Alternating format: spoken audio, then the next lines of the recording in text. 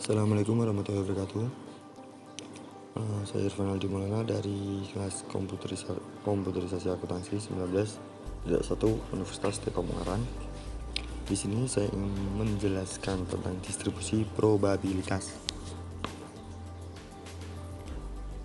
Distribusi probabilitas atau bisa dikenal dengan distribusi pulang mempunyai hubungan erat dengan distribusi frekuensi. Frekuensi dalam distribusi frekuensi diperoleh berdasarkan hasil percobaan atau hasil observasi, sedangkan frekuensi dalam distribusi peluang merupakan hasil yang diharapkan jika percobaan atau pengamatan dilakukan, sehingga distribusi peluang ini seringkali disebut distribusi teoretis. Berikutnya adalah contoh yang dapat menjelaskan pemahaman konsep tentang distribusi peluang, yaitu suatu tindakan melempar satu keping mata uang logam berisi dua angka dan gambar akan menghasilkan salah satu dari kejadian yang mungkin, yaitu munculnya sisi angka atau sisi gambar. Dari bobot kedua sisi mata uang tersebut sama, maka diharapkan baik sisi gambar maupun sisi angka mempunyai kesempatan yang sama pula. Apabila dilakukan percobaan pelemparan uang sebanyak 2 kali secara adil, maka hasil yang mungkin dari percobaan 2 kali pelemparan mata uang logam tersebut dapat disajikan sebagai tabel berikut. Ini adalah tabel kemungkinan muncul sisi angka dari 2 kali pelemparan mata uang logam dan peluangnya. Selanjutnya, variabel random atau acak. Variabel random adalah suatu kondisi yang memungkinkan bahwa nilai terjadinya suatu peristiwa ditentukan oleh proses kebetulan, bukan dikendalikan oleh peneliti. Variabel random dapat dibedakan menjadi dua, yaitu variabel random discrete dan variabel random continue. Variabel random discrete adalah variabel yang besarnya tidak dapat menempati suatu nilai di antara dua titik, sehingga nilainya berupa bilangan bulat. Contoh, data hasil pecahan misalnya banyaknya anak pada sebuah keluarga terdapat berjumlah 1, 2, 3 dan seterusnya, tapi tidak mungkin berjumlah 2, 7 atau 1, 5. Data pengukuran umur panjang dan lain-lain, misalnya umur seorang 3,5 tahun dan atau 3 tahun, yang termasuk distribusi probabilitas discrete, yaitu distribusi binomial atau distribusi Poisson. Sedangkan untuk distribusi probabilitas continue adalah distribusi normal. Selanjutnya, distribusi binomial. Distribusi binomial disebut juga sebagai percobaan atau proses dari Bernoulli. Johannes Bernoulli adalah ahli matematika dari Swiss yang berjasa dalam pengembangan penggunaan distribusi binomial. Ciri-ciri dari percobaan distribusi binomial dari Bernoulli adalah setiap percobaan hanya menghasilkan dua kemungkinan yang saling meniadakan, yaitu sukses atau gagal. Contoh, bila seorang memilih secara acak selai kartu dari tumpukan kartu bridge, kartu yang terpilih adalah dapat merupakan kartu as atau bukan kartu as. Probabilitas peristiwa sukses dari suatu percobaan ke percobaan berikutnya adalah tetap. Probabilitas gagal adalah 1 kurangi peristiwa sukses. Contoh, apabila kita hanya meminta untuk mengetahui apakah kartu yang terpilih merupakan kartu as atau bukan kartu as, maka kita dapat menyatakan peluang terambilnya kartu as adalah 4/52 atau 1/13, sehingga peluang terambilnya kartu bukan kartu as adalah 4 kurangi 1 kurangi 4/52 atau 12/13. Masing-masing percobaan merupakan peristiwa independen, artinya peristiwa yang satu tidak akan mempengaruhi terjadinya peristiwa yang lain. Ini adalah contoh di mana formula binomial. Keterangannya ini, P itu adalah peluang sukses, Queen Q atau Q peluang gagal, N jumlah percobaan, dan X jumlah sukses yang diharapkan. Contoh, berdasarkan pengalaman 8 dari 10 botol minuman adalah terisinya penuh. Jika ingin diketahui probabilitas yang terisi penuh 3 dari 6 botol yang tersedia, maka dapat dilakukan perhitungan seperti berikut. P 8 banding 10, Q sama dengan 1 kurangi 0,8 banding 0,2 sama dengan 0,2, X nya adalah 3, N 6. Ada yang bisa rumus dengan rumus kayak gini di bawah ini. Distribusi binomial kumulatif adalah berguna bagi perhitungan probabilitas paling sedikit X kurang lebih R atau paling banyak X atau kurang dari R sejumlah X sukses. Probabilitas binomial kumulatif di atas dapat dihitung dengan jalan mencari nilai probabilitas individu secara tersendiri berdasarkan formula binomial di atas, serta kemungkinan berjumlahnya semua hasil probabilitas individu yang bersangkutan. Prosedur sedemikian itu tidak mudah. Suatu cara yang efektif untuk menghitung hasil distribusi binomial kumulatif dapat dilakukan dengan bantuan sebuah tabel distribusi probabilitas binomial kumulatif secara simbolis atau tabel binomial kumulatif memberikan nilai-nilai sebagai berikut. Contohnya gini, bila sekeping uang logam yang setimbang dilempar banyak 3 kali, berapa probabilitas memperoleh paling sedikit 2 sisi angka. Ini rata-rata distribusi binomial dan standar deviasi distribusi binomial. Jika nilai parameter N dan P telah diketahui, maka menghitung rata-rata distribusi binomial dapat dilakukan dengan mudah karena formula dari rata-rata distribusi binomial seperti berikut. Sedangkan untuk varian dari standar deviasinya distribusi binomial adalah ini. Contoh, persentase mahasiswa yang lulus dalam mengikuti kuliah statistik 2 adalah 80%. Jika kita memilih 10 dari mahasiswa tersebut, rata-rata dari standar deviasi distribusi binomialnya adalah sebagai berikut. Selanjutnya, distribusi hipergeometris. Distribusi ini sangat sering digunakan untuk persoalan pengambilan sampel. Misalnya, suatu kontak terdiri dari 10 barang. 90 diantaranya baik dan sisanya cacat. Kemudian dilakukan sampling dengan ukuran sampel N sama dengan 6 terhadap barang yang ada dalam kotak. Pernyataannya, dapatkah dihitung probabilitas pemerolehan jumlah yang baik sebanyak 4 dengan menggunakan rumus binomial? Ringkasnya gini, N sama dengan 6, P sama dengan 90 banding 100 atau 0,9, dan berapa P? 4. Untuk menjawab persoalan di atas, jika ukuran sampel di atas tidak ada lebih dari 5% elemen populasi atau N kurang dari 0,5 N, maka rumus binomial masih dapat diberikan hasil yang memuaskan. Jika N lebih dari 0,5, maka yang harus digunakan untuk menghitung probabilitas jumlah sukses adalah rumus hipergeometri, yaitu seperti berikut. Dengan keterangan N ukur populasi, N kecil ukur sampel, R jumlah sukses dalam populasi, R kecil jumlah sukses dalam sampel. Selanjutnya, distribusi Poisson. Distribusi Poisson adalah distribusi teoris yang berhubungan dengan variabel random diskrit. Seperti dengan distribusi binomial, ada 2 teori yang mungkin timbul pada populasi.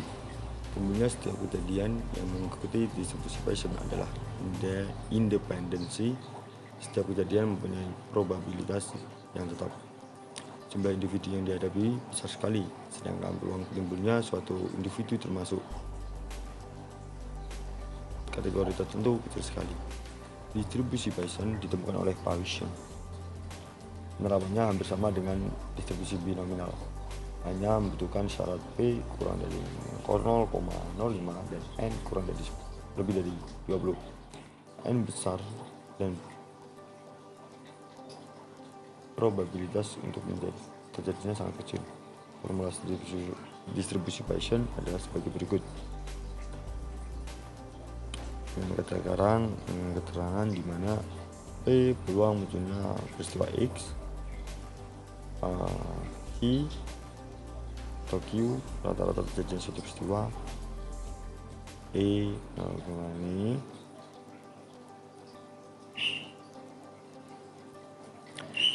Nah, selanjutnya pendekatan Bayesian untuk distribusi binominal.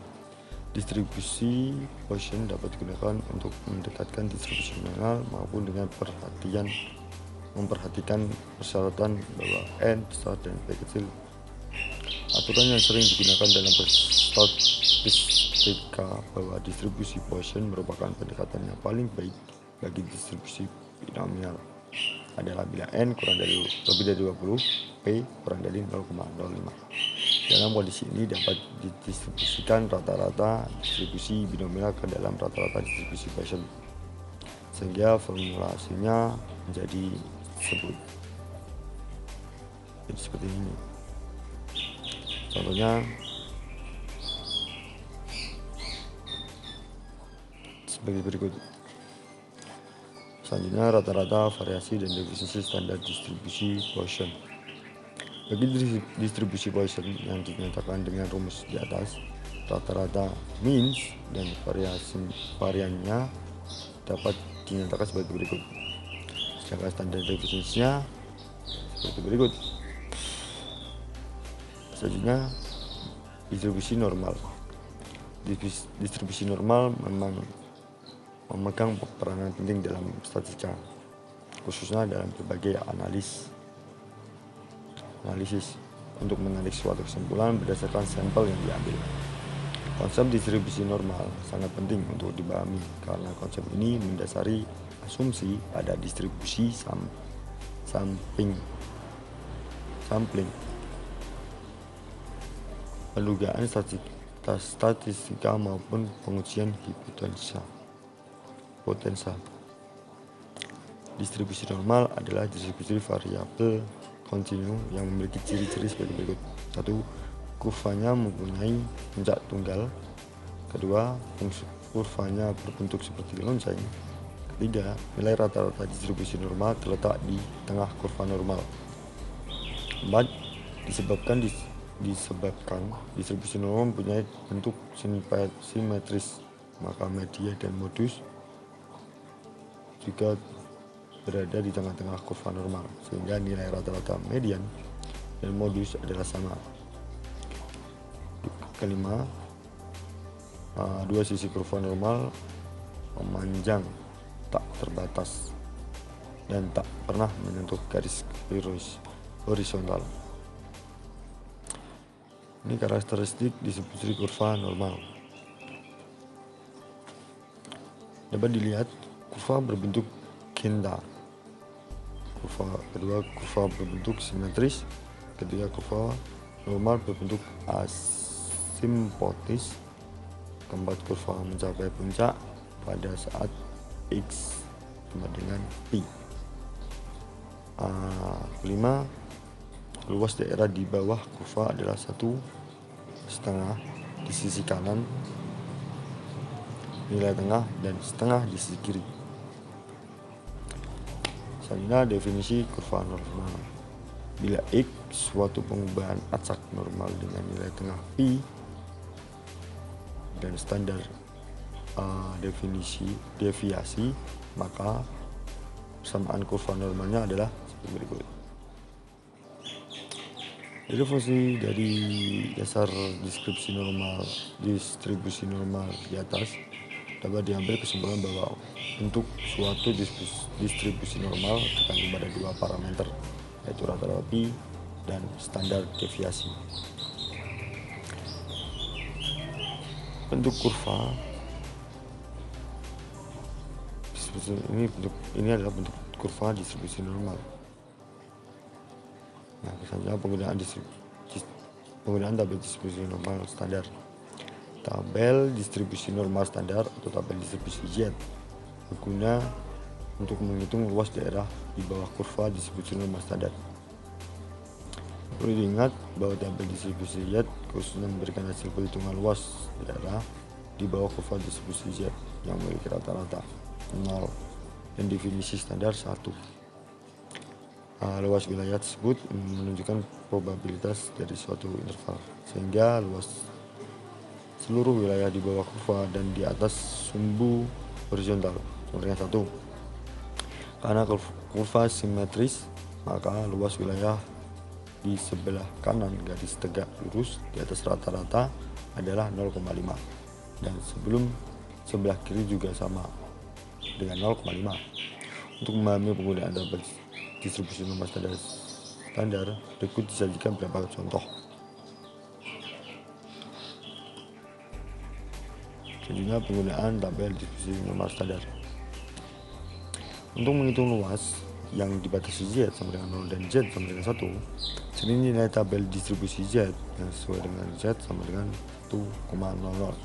Berikut luas daerah yang diarsir adalah 34,13% dari luas seluruh daerah wilayah kurva.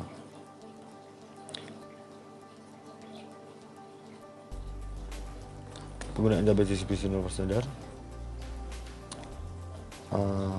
Carilah nilai Z 1,5 di tabel distribusi Z, hasilnya adalah 0,3413 atau 34,13%. Tanda negatif pada Z menunjukkan bahwa luas berada di sebelah kiri dan rata-rata. C. Hitunglah luas wilayah di bawah kurva normal antara nilai Z sama dengan negatif 1 dan nilai Z sama dengan 1. Solusi, jika tabel berikut. Perlu diingat bahwa tabel distribusi Z hanya bisa menghitung luas dari nilai Z tertentu dengan rata-rata. Nilai Z sama dengan 0. Oleh sebab itu, mungkin penghitungan nilai luas min 1 kurang dari Z kurang dari 1. Terlebih dahulu kita hitung luas min 1 Z kurang dari Z kurang dari 0. Kemudian ditambahkan dengan luas 0. Luas 0 kurang dari Z kurang dari 1. Luas seperti ini. Yang D, hitunglah luas wilayah di bawah kurva normal antara nilai Z sama dengan 0 dan Z sama dengan 1,55. E, hitunglah luas daerah yang diarsir pada gambar di bawah ini. Ingat bahwa distribusi normal adalah distribusi berbentuk lonceng yang simetris, sehingga luas kurva adalah 0,5 atau 50%. Maka luas Z lebih dari 2 adalah 0,5 kurangi 0,4772 sama dengan 0,0228 atau 2,28%. F, antara nilai Z sama dengan 1 dan Z sama dengan 2. Seterusnya gini. Untuk menghitung luas Z sama dengan 1 dan Z sama dengan 2, kita harus mencari luas Z kurang lebih sama dengan Z kurang lebih sama dengan 2 terlebih dahulu. Kita hitung luas 0 kurang dari sama dengan Z kurang dari sama dengan 2, kemudian dikurangi dengan luas 0 kurang dari sama dengan Z kurang dari sama dengan 1. Maka Z sama dengan 1 dan Z sama dengan 2 adalah 13,59%. Selanjutnya, transformasi dari nilai X ke Z, di mana nilai X variabel random rata-rata sama dengan rata-rata variabel random dan definisi standar variabel random bisa dilihat dari tabel berikut. Contoh gambar tersebut. Contoh soalnya gini, seperti ini. Ini adalah jawabannya seperti ini. Ini adalah beberapa contoh soal dan jawaban. Selanjutnya transformasi dari nilai X ke Z. Ini ada contoh soalnya. Ini adalah luas di bawah kurva normal. Selanjutnya pendekatan normal terhadap binomial. Karena distribusi binomial mempunyai variabel diskrit, sedangkan distribusi normal bervariabel kontinu, maka akan menggunakan distribusi normal atau memecahkan persoalan-persoalan binomial. Lalu dilakukan penyesuaian dengan cara berikut. Selanjutnya dalil pendekatan normal terhadap binomial. Bila nilai X adalah distribusi acak binomial dengan nilai tengah ada standar definisi, maka nilai Z untuk distribusi normal adalah hindu, di mana N dan nilai P mendekati 0,5. Terima kasih. Mungkin itu saja yang bisa saya jelaskan. Apabila ada kesalahan atau tutur kata yang kurang berkenan, saya mohon maaf. Assalamualaikum warahmatullahi wabarakatuh.